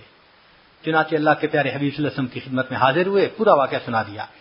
اے اللہ کے حبیب صلی اللہ علیہ وسلم, اس طرح میرا اس کے ساتھ تعلق تھا, اسلام سے پہلے کا, بہت قریب تھی, قدرتاً مل گئی, اس نے کچھ باتیں کی, میں نے سن تو لی, لمبی گفتگو نہیں کی, چل پڑا. لیکن آگے جاتے ہوئے ایسی مجھے خیال آ گیا کہ یہ کھڑی ہے, یہ چل پڑی. تو میں نے ذرا پیچھے دیکھا تو آگے میرا سر جو ہے وہ دیوار کے اندر لگا, تو مجھے بہت تکلیف ہوئی. نبی الاسلام نے فرمایا کہ اللہ تعالی جس بندے پر احسان کرنا چاہتا ہے اسے غلطی کی سزا دنیا میں ہی دے کر اس کے گناہوں کو پاک فرما دیتا ہے. یہ نبی الاسلام نے فرمایا کہ اللہ تعالیٰ جس بندے پر احسان فرمانا چاہتا ہے اس کے گناہ کی سزا دنیا میں ہی دے کر اس کو گناہ سے پاک فرما دیتا ہے. تو اس کا مطلب یہ ہوا کہ گناہوں کو دھونے کے لیے بھی یہ مصیبتیں آتی ہیں. تو کبھی درجہ بڑھانے کے لیے, کبھی دھونے کے لیے, تو بھئی اس میں رونے والی تو بات ہی کوئی نہیں, انسان کا تو فائدہ ہی فائدہ ہے. اب کرے کیا, یہ بھی سن لیجئے کہ مصیبت آ گئی اور اس کو کم کرنے کے لیے ہم نے کوششیں بھی کر لیں, انا للہ بھی پڑھ لی, تعزیت بھی ہو گئی, ہم نے مراقبہ بھی کر لیا کہ اللہ کی معیت ملے گی, اجر ملے گا, اور مصیبت کم بھی ہو گئی, مگر کریں کیا. تو ہمارے مشائخ نے ہمیں آگے پھر روشنی دی, گائیڈ لائن دی. ان کا دیکھو, غور کرو, اگر تو یہ مصیبت تمہارے گناہوں کے سبب تھی تو تمہارے اوپر اب ان گناہوں سے استغفار کرنا اور بچنا ضروری ہو گیا. تم استغفار زیادہ کرو گے تو یہ مصیبتیں رک جائیں گی, ورنہ جب تک معافی نہیں مانگو گے, ایک تھپڑ کے بعد دوسرا, پھر تیسرا, یہ تسبیح ٹوٹ کے دانے گرتے جائیں گے اور پہلے سے بڑی مصیبت آتی جائے گی. اس لیے بہتر ہے کہ جلدی توبہ کر لو. تو اگر گناہوں کی وجہ سے آئی تو فرمایا کہ استغفار کر لو, اور اگر محسوس کرتے ہو کہ نہیں یہ اللہ کی طرف سے امتحان بن کے آئی تو فرمایا اللہ سے دعا مانگو, اللہ تعالیٰ دعا کی وجہ سے امتحان کو نرم فرما دیتے ہیں. تو دو ہی ہمارے پاس علاج ہیں اس کے, دونوں کام کریں. اس لیے کہ ہم نہیں جانتے کہ یہ کیوں آئی. ہمارا گمان تو یہ ہے کہ جو 100% مصیبتیں آتی ہیں ہمارے کرتوتوں کی وجہ سے آتی ہیں. ہم کہاں اس درجے کے لوگ کہ ہم سمجھیں کہ جی درجے بڑھ رہے ہیں. جن کے گناہ روز بڑھ رہے ہوں اور وہ اپنی کھلی آنکھوں سے بڑھتے گناہوں کو دیکھ رہے ہوں, وہ کیوں غلط فہمی کا شکار ہوں. تو اس لیے ہمارے گناہ تو, ہماری تو مصیبتیں گناہوں کی وجہ سے ہیں. اس لیے اب ہمیں استغفار بھی کرنا چاہیے اور اللہ سے دعا بھی کرنی چاہیے کہ اللہ ہم اس قابل نہیں, لیکن تو ہمیں ثابت قدم فرما دے, ہمارے لیے اس مصیبت کا برداشت کرنا آسان فرما دے. نبی علیہ الصلوۃ والسلام نے صحابہ رضی اللہ عنہم کی ذہن سازی فرمائی, صحابہ رضی اللہ عنہم کی ذہن سازی فرمائی کہ بھئی ایسے نہیں کہ بھئی بالکل پریشانی گھر نہیں ہونی چاہیے دنیا میں. کوئی جنت تھوڑی ہے کہ پریشانی نہیں ہوگی, پریشانیاں تو آئیں گی, یہ تو معمول کی زندگی ہے. اور یہ بھی نہیں کہ جی آئی کیوں ابھی ختم ہو, نہیں, برداشت بھی کرنا چاہیے. تو اس کی باقاعدہ صحابہ کو تعلیم دی, ان کی ذہن سازی فرمائی, ان کی تربیت فرمائی. ذرا غور کیجئے, ایک انصاری عورت آئی, آ کے کہنے لگی اے اللہ کے نبی صلی اللہ علیہ وسلم بخار آتا ہے اور میں بہت کمزور ہو گئی ہوں اور میں بخار سے بہت پریشان ہوں, آپ میری شفا کی دعا مانگیں. نبی اسلام نے فرمایا تم چاہو تو میں بخار ختم ہونے کی دعا کروں اور تم چاہو تو تمہیں جنت ملنے کی دعا کروں. وہ کہنے لگی اللہ کے نبی صلی اللہ علیہ وسلم جنت کی دعا کر دیں, میں کوئی رسک نہیں لینا چاہتی. تو نبی اسلام نے فرمایا اللہ اس کو جنت عطا فرمائے. اب بخار دور ہونے کی دعا نہیں کی, بات سمجھتے ہیں نا, سمجھایا کہ دیکھو چھوٹی سی پریشانی ہے, اس کو برداشت کر لو اللہ کی طرف سے. اس کو کہتے ہیں تقدیر پہ راضی رہنا سکھایا کہ بھئی خوشیوں پہ بھی تو تم آرام کرتے ہو اللہ کی طرف سے جب آتی ہیں, تو اگر پریشانی آ گئی تو اب ویلا کرنے کی کیا ضرورت ہے, ابھی برداشت کر لو. تو اس لیے اس کو یہ بات سمجھائی کہ چاہو تو شفا کی دعا کر دیتا ہوں اور چاہو تو میں جنت کی دعا کر دیتا ہوں. ایک اور عورت آئی، اس عورت کو مرگی کی بیماری تھی. اس نے کہا اللہ کے حبیب صلی اللہ علیہ وسلم عمر بڑی ہو گئی ہے، مرگی کا دورہ پڑتا ہے تو میں اس وقت انکانشیس ہو جاتی ہوں اور میرا تو سطر بھی کھل جاتا ہے، کئی دفعہ چادر بھی ہٹ جاتی ہے، تو مجھے بہت پریشانی ہے، آپ میرے لیے مرگی کے ختم ہونے کی دعا کریں. نبی اسلام نے فرمایا تم چاہو تو مرگی کے ختم ہونے کی دعا کروں اور چاہو تو اس کے بدلے جنت ملنے کی دعا کروں. اس نے کہا اللہ کے نبی صلی اللہ علیہ وسلم جنت ملنے کی دعا کریں مگر اتنا ہو جائے کہ مجھے مرگی کا دورہ پڑے تو میرا سطر نہ کھلے. نبی اسلام نے فرمایا اچھا میں اس کی دعا کروں گا. اب مرگی جیسی بیماری اور اس پر بھی صبر، یعنی صبر کرو. تو گویا نبی علیہ السلام نے ذہن سازی فرمائی کہ دیکھو ان مصیبتوں کا آنا تمہارے لیے آخرت کے بڑے درجات کا باعث ہے، تمہیں سمجھ ہی نہیں گئی، تم سالوں کی عبادت سے وہ درجہ نہیں پا سکتے جو چند لمحوں کی اس مصیبت کی وجہ سے اللہ تمہیں عطا فرما دیں گے. اس لیے صرف ایک ذہن نہ بناؤ. اب ذرا سنیے، زید بن ارقم رضی اللہ تعالیٰ عنہ نبی شام کے پاس آئے. اللہ کے حبیب صلی اللہ علیہ وسلم نے فرمایا زید جب میں فوت ہو جاؤں گا تو بعد میں ایک وقت آئے گا کہ تمہاری بینائی چلی جائے گی. اب بتائیں کسی بندے کو اندھا ہونے کی بات بتاؤ تو کیا عجیب خبر ہے. تو زید بن ارقم رضی اللہ عنہ کو نبی صاحب نے فرمایا زید جب میں دنیا سے چلا جاؤں گا تو تمہارے پر وقت آئے گا کہ تمہاری بینائی چلی جائے گی. تو وہ سن کے خاموش ہو گئے. فرمایا زید اس وقت تم کیا کرو گے؟ جواب دیا اے اللہ کے حبیب صلی اللہ علیہ وسلم میں صبر کروں گا. نبی اسلام نے فرمایا اچھا اگر تم صبر کرو گے میں تمہیں بغیر حساب جنت میں داخلے کی خوشخبری دیتا ہوں. تو ثابت ہوا نا کہ اللہ کے حبیب صلی اللہ علیہ وسلم نے تربیت فرمائی، ذہن سازی فرمائی کہ دیکھو یہ بیماریاں، پریشانیاں، مصیبتیں زندگی کا حصہ ہے، کیوں اتنا واویلا کرتے ہو؟ کافر کی اور مسلمان کی زندگی میں یہی تو بنیادی فرق ہے. تو کافر ہوتا ہے چھوٹی بات پہ ہنگامہ کر لینا، کیا ہو گیا، کیوں ہو گیا، اس لیے کہ اس کا تو کوئی پروردگار نہیں ہے، وہ تو مانتا نہیں ہے کسی کو. اور ہمارا تو پروردگار ہے اور حالات کو لانے والا وہی ہے، وہ مغیر الاحوال ہیں. تو اس لیے ہمیں صبر کرنا چاہیے. پھر نبی علیہ السلام کی یہ جو تربیت تھی نا، اس تربیت نے صحابہ کو کیا کندن بنا دیا تھا. ذرا سن لیجئے کہ سیدنا معاذ رضی اللہ تعالیٰ عنہ ان کو طاعون کی بیماری ہو گئی. اب یہ جو طاعون کی بیماری ہے نا، اس میں انسان کا گلا جو ہے نا یہ گھٹتا ہے، درد ہوتی ہے.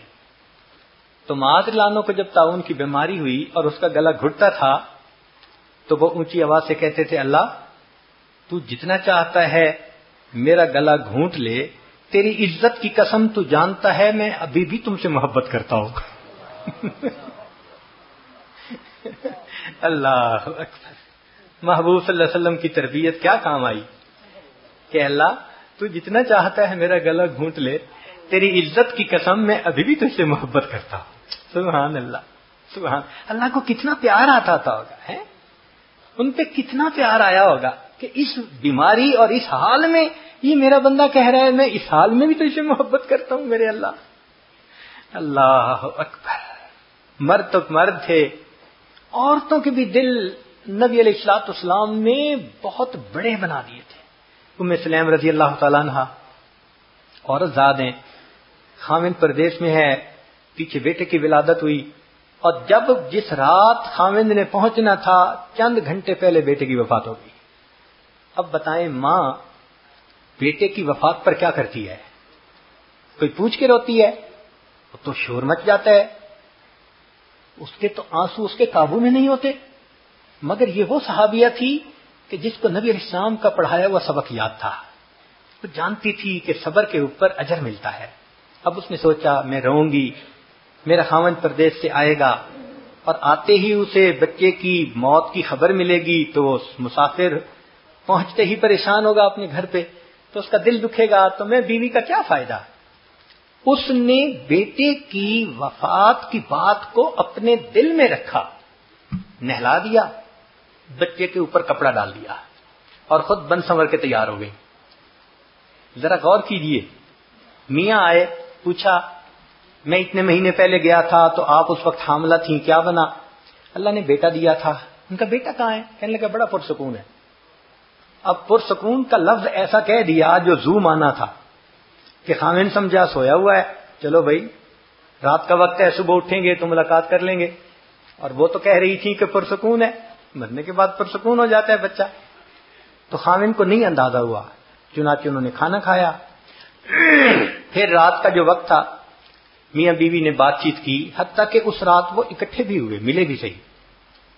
ذرا تصور کیجئے جس ماں کے بیٹے کی لاش چارپائی پہ سامنے پڑی ہو, کیا سینے میں دل ہے اس کا کہ اپنے خاوند کی خوشی کی خاطر وہ اپنے خاوند کے ساتھ وقت گزار رہی ہے. اس کا دل تو رو رہا ہوگا نا اندر سے, بچے کی جدائی پہ اس کے دل کی کیا حالت ہوگی. قربان جائیں صحابیات نے نبی اسلام کی تعلیمات کو کیسے قبول کیا. چنانچہ جب خاوند اپنی ضرورت سے فارغ ہو گیا, ریلیکس ہو گیا, سو بھی لیا, صبح اٹھا تو صبح مسجد میں جانے سے پہلے وہ پوچھتی ہیں اگر کوئی آدمی کسی کو امانت دے اور پھر کچھ عرصے کے بعد واپس مانگے تو کیا کرنا چاہیے؟ اس نے کہا بھائی امانت دے اور واپس مانگے تو واپس دینی چاہیے. کہنے لگے خوش ہو کے دینی چاہیے یا غمزدہ ہو کے؟ اس نے کہا خوش ہو کے دینی چاہیے. کہنے لگے اچھا, پھر اللہ نے بھی آپ کو بیٹے کی امانت عطا فرمائی تھی, اللہ نے آپ کے پہنچنے سے کچھ دیر پہلے وہ امانت واپس لے لی, آپ بخوشی جائیں اپنے بیٹے کو قبر میں ڈال کر اللہ کی امانت اللہ کے سپرد کرائیں. یہ عورت کہتی ہے. سبحان اللہ سبحان اللہ, حق ادا کر دیا نبی علیہ الصلوۃ والسلام کی صحبت کا, حق ادا کر دیا.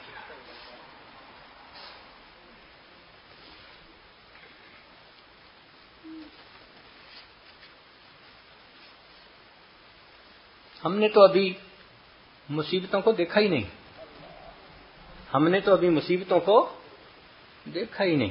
یہ کیا مصیبتیں ہوتی ہیں؟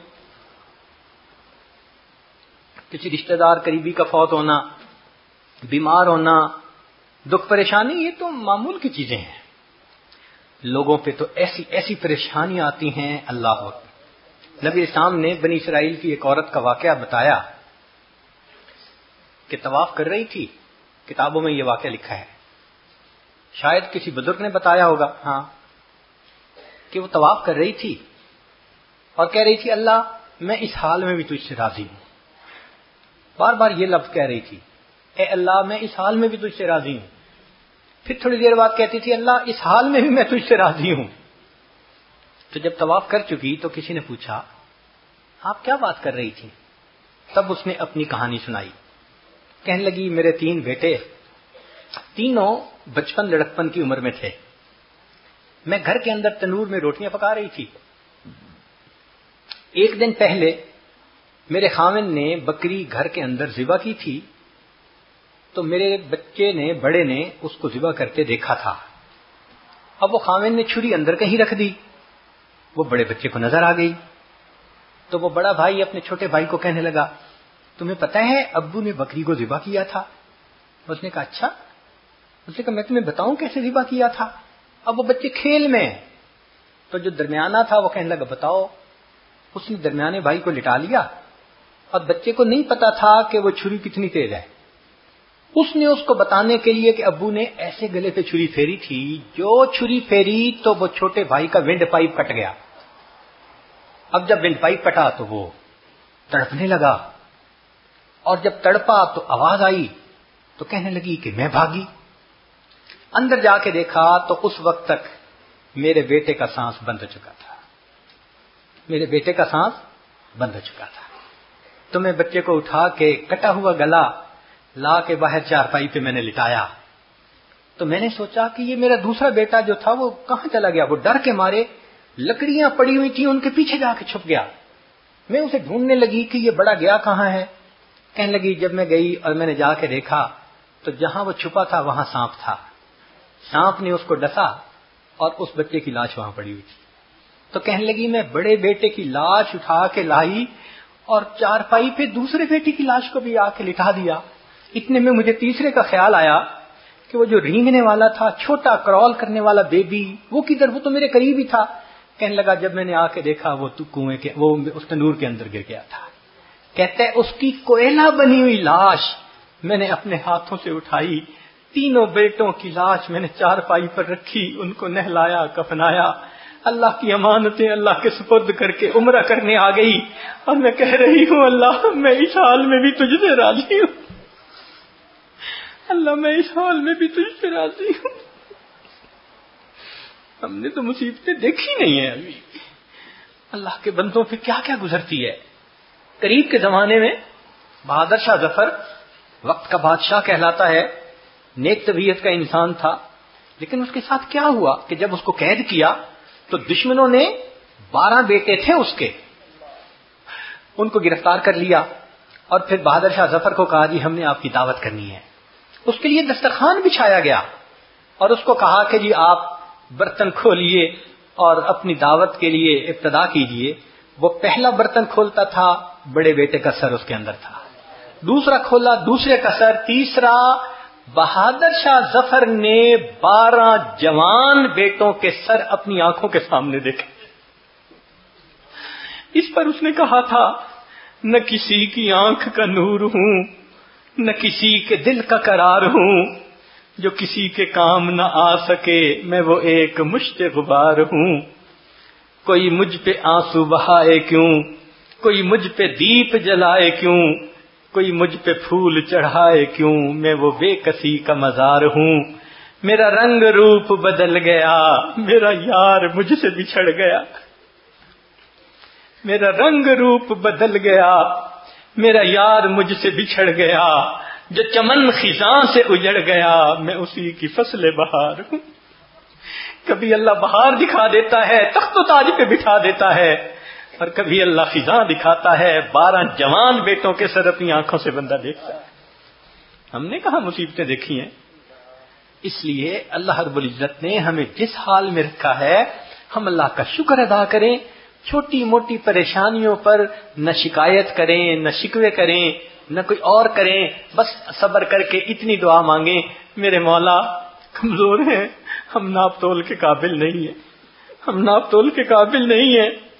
چنانچہ ایک نکتے کی بات سمجھ لیجئے کہ جو حفاظ ہوتے ہیں نا تو ان کو جب انعام دینا ہوتا ہے تو پھر کسی بڑے حافظ کو بلاتے ہیں۔ جو حدیث کے طلباء پاس ہوتے ہیں تو ان کو انعام دینے کے لیے کسی بڑے محدث کو بلاتے ہیں۔ یہ دستور ہے کہ بشارت کسی کامل سے دلوائی جاتی ہے پاس ہونے کی۔ چنانچہ اللہ رب العزت نے ایمان والوں کو بشارت دلوائی نبی علیہ السلام سے، فرمایا وَبَشِّرِ الصَّابِرِينَ۔ یہ اللہ تعالیٰ اپنے محبوب کو فرماتے ہیں، اے میرے محبوب آپ بشارت دے دیجئے۔ حضرت تھانوی رحمۃ اللہ نے نکتہ لکھا کہ قرآن کا لفظ ثابت کر رہا ہے اللہ کے محبوب پہ جو مصیبتیں آئیں اتنی مصیبتیں امت میں کسی کے اوپر نہیں آئی، آپ اکمل الصابرین تھے۔ اور حدیث پاک فتح الباری میں یہ ہے، نبی اسلام نے فرمایا اذیت فی اللہ ما لم یؤذ احد، مجھے اللہ کے راستے میں اتنی اذیتیں پہنچائی گئیں کہ کسی کو اللہ کی خاطر اتنی اذیتیں نہیں پہنچائی گئیں۔ جو اللہ کے محبوب ہیں وہ اگر اتنے امتحانات میں سے نکل رہے ہیں تو ہمیں بھی چاہیے کہ ہم اپنی زندگی میں جیسے اللہ کی نعمتوں پر خوشیوں کا اظہار کرتے ہیں، اگر کبھی کوئی مشکل بھی آئے، حالات بھی آئیں تو شکوہ زبان پہ نہ لائیں، بلکہ اپنے اللہ سے دعائیں مانگیں، گناہوں کی معافی مانگیں، ناپ تول سے اللہ سے معافی مانگیں۔ پروردگار ہم عاجز اور مسکینوں پر فضل فرمائے اور اللہ ناپ تول کے بغیر ہی معاملہ آسان کر دے۔ وآخر دعوانا ان الحمد للہ رب العالمین۔ دعا فرما لیجیے۔ سبحان ربی العلی وہاب اللہم صلی علی سیدنا محمد وعلی آل سیدنا محمد وبارک وسلم۔ اے کریم آقا ہم آپ کے عاجز مسکین بندے ہیں، ہمارے گناہوں کو معاف فرما، خطاؤں سے درگزر فرما، عیبوں کی پردہ پوشی فرما۔ اللہ ہمارے حال پر رحمت کی نظر فرما۔ رمضان کا بابرکت مہینہ ختم ہونے کے قریب ہے، اللہ آخری عشرے کی راتیں ہیں، اللہ ان راتوں میں ہماری مغفرت فرما، اللہ ہمیں جنت عطا فرما، جہنم سے محفوظ فرما، قصوروں کو معاف فرما، معصیت سے خالی زندگی نصیب فرما، اے اللہ نیکی تقوی کا شوق عطا فرما، اے اللہ اپنا خوف عطا فرما، اے اللہ ہمارے سینوں کو اپنی محبت سے لبریز فرما، اے اللہ ہمیں حلال طیب پاکیزہ رزق عطا فرما، کریم آقا شریعت و سنت کی فرما برداری والی زندگی نصیب فرما، اتباع سنت والی زندگی نصیب فرما، قدم قدم پر حفاظت فرما، جان مال کی حفاظت فرما، عزت آبرو کی حفاظت فرما، اللہ ہمارے ایمان کی حفاظت فرما، اللہ یہ مجمع دور قریب سے جو احباب بھی یہاں موجود ہیں اللہ سب کے دلوں کی نیک مرادوں کو پورا فرما۔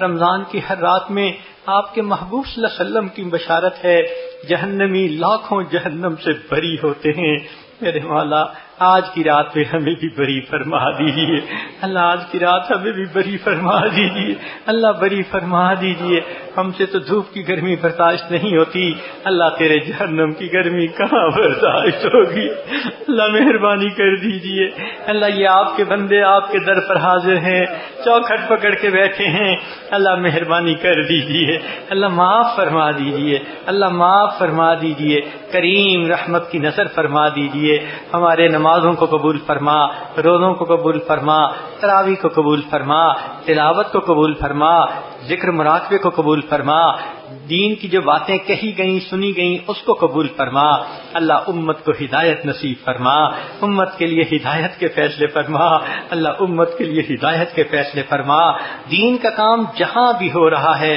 جس شکل میں بھی ہو رہا ہے اللہ شرف قبولیت عطا فرما، مدارس عربیہ کی حفاظت فرما، دعوت و تبلیغ کے کام کی حفاظت فرما، اللہ جو اکابرین کام کر رہے ہیں ان کا سایہ ہمارے سروں پہ دراز فرما، اے اللہ مدارس عربیہ کی حفاظت فرما، جہاں اللہ لوتین خانقاہوں کی حفاظت فرما، اقامت دین کی کوششوں کی حفاظت فرما، ہمارے تینوں حرم کی حفاظت فرما، اللہ ہمیں بار بار اپنے گھر کا دیدار عطا فرما، اپنے حبیب صلی اللہ علیہ وسلم کے در کی حاضری نصیب فرما، اللہ جس بچے بچی کا نکاح ہوا اللہ ان کو خوشیوں بھری زندگی نصیب فرما، اس نکاح کو دونوں طرف کے خاندانوں کے لیے خوشیوں کا سبب بنا، دونوں طرف کے خاندانوں کے لیے عزتوں کا سبب بنا، اللہ ان کے رزق میں برکتیں عطا فرما، ان کی عزت میں برکتیں عطا فرما، ان کے کاموں میں برکتیں عطا فرما، اے اللہ ان کی صحت میں برکتیں عطا فرما، وقت میں برکت عطا فرما، ان کے دین میں برکت عطا فرما، آنے والے وقت کو گزرے وقت سے بہتر فرما، اے اللہ جن کا نکاح ہوا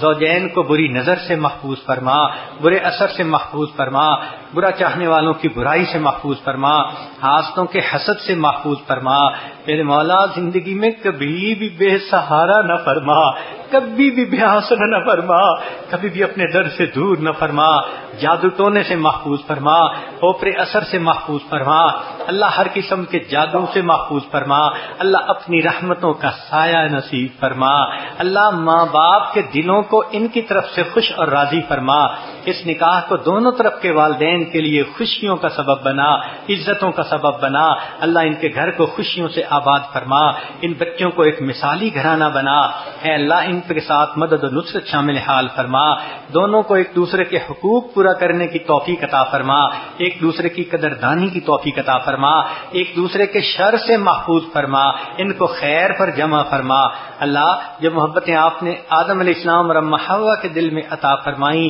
وہ محبتیں ان کے بھی دل میں عطا فرما، محبتیں آپ نے ابراہیم علیہ السلام اور اماں ہاجرہ کے دل میں عطا فرمائیں اللہ وہ ان کے بھی دل میں عطا فرما، جو محبتیں آپ نے نبی علیہ الصلوۃ والسلام اور عائشہ صدیقہ لنا کے دل میں عطا فرمائیں اللہ وہ ان کے بھی دلوں میں عطا فرما، آنے والے وقت کو گزرے وقت سے بہتر فرما، اس مجمع میں جو نوجوان شادی کی عمر کو پہنچ گئے شادی نہیں ہوئی اللہ ان کے لیے نیک دیندار رشتے ملنے آسان فرما، اللہ جو شادی شدہ ہیں ان کو پرسکون شادی شدہ زندگی نصیب فرما، جو اولاد کے طلبگار ان کو نیک اولاد عطا فرما، جو صاحب اولاد ان کی اولادوں کو نیکوکار بنا، فرما بردار بنا، ماں باپ کی آنکھوں کی ٹھنڈک بنا، دور قریب مرد عورتیں گھروں میں بیٹھے یہ آواز سن رہے ہیں اللہ ان کو بھی ان دعاؤں میں شامل فرما، ربنا تقبل منا انك انت السميع العليم تب علينا انك انت التواب الرحيم صلى الله تعالى على حبيبه سيدنا محمد وآله وأصحابه أجمعين برحمتك يا أرحم الراحمين.